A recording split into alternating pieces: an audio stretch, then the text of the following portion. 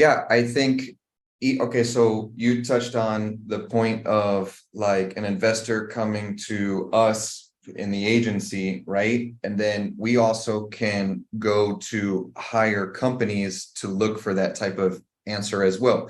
And I'll give you an example. We have Swarovski Crystal, we have Victoria's Secret, we have Azulik, and we have a company named Pininfarina who we're now associated with. They're buying 30 minutes away from the ocean. Now, my point is that these guys have millions and millions and millions of dollars for market research. Mhm. And there's an adage, an old adage, if you build it, they will come. Well, they're buying 30 minutes outside of Tulum, knowing based on their market research that this is the area that will be growing. Why? Because we have the train coming and we have the airport, and they understand what people are coming to the Riviera Maya for. It's not necessarily the beach. I mean, I remember being a kid, for spring break, all my friends were coming to Cancun to go to the beach. They've been doing that for years. And now with the infrastructure growing, other people like, my parents or like a generation above me, they've already been there, done that. And now they're able to experience a new experience that they didn't think of because there's more stuff here. 30 years ago, 25 years ago, we didn't have Tulum like we know it as of now. And so the travelers are coming here to visit and be a part of that jungle atmosphere where they're away from people. They're here for health, like Wellness. yoga, wellness. I mean, you have Azulik, which has their in Francisco Umay. They have a beautiful restaurant. They have a beautiful museum there. And across from there, now we have Swarovski, Pininfarina, as well as the girls from Victoria's Secret. Yep. And there's a reason for that. So when we think about kind of, that investor looking for the 250,000, having these expectations, it's like, no, those don't exist. I mean, this country, the other thing is a lot of people, the news, the way the world is, they position Mexico as like this poor country. It's sad that is like that, but it's not. No. It's not like that at all. You have very wealthy people here. We don't have debt like we do in the United States. And I think that the stigma behind Mexico is just that. And that's not the reality. That's It's changing not the fast right reality now, man. whatsoever. Changing fast. Yeah. You're absolutely right.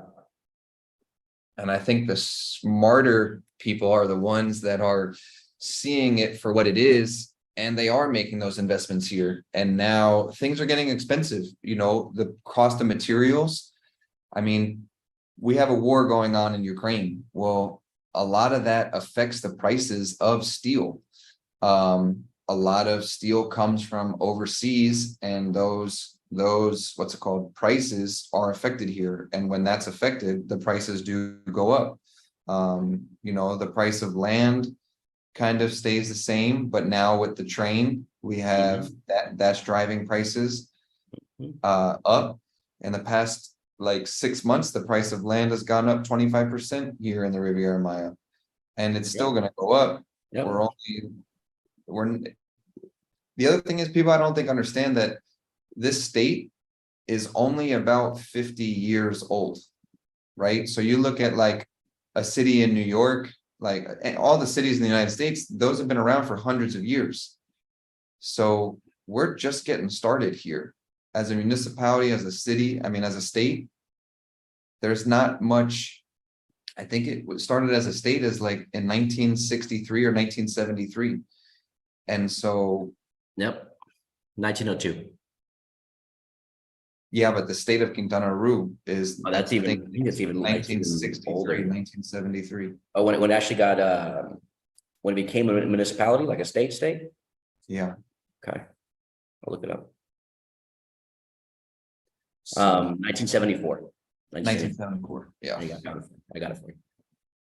You're absolutely right. You know, matter of fact, I was in a conference yesterday What do you morning. do? Ask ChatGPT? Nope, my old friend Google. The amount of investors that are moving into Mexico for nearshoring, it's real, right? You have a lot of a lot of manufacturing companies, a lot of companies are getting out of China. They're coming to Mexico, and Mexico is slowly getting more and more powerful, right? You've got the Fantastic Seven, right? That's what Google, Amazon, Mac, what's the other one?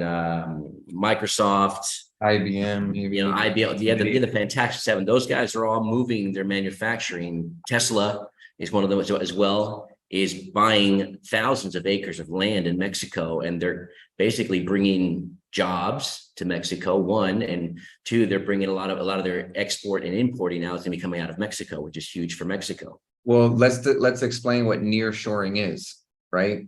So offshoring would be like the United States moves everything to China because it's cheaper, but nearshoring is where all these countries that are trying to import into the United States would move to a country like Mexico that's closer so that they can manufacture there. And that's Right. one thing that Mexico is growing for, is the nearshoring, because now these countries can build their manufacturing plants here. China is building huge manufacturing plants here for the purpose of importing it into the United States. It's United cheaper. States, Canada, South America.